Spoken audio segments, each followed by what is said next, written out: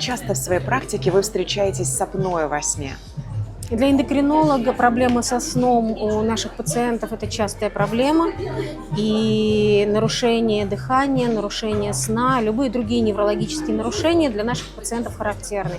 И для пациентов с сахарным диабетом второго типа, и для пациентов, конечно же, с первым типом сахарного диабета, в основном это взрослые пациенты, и для пациентов с ожирением, прежде всего с морбидным ожирением.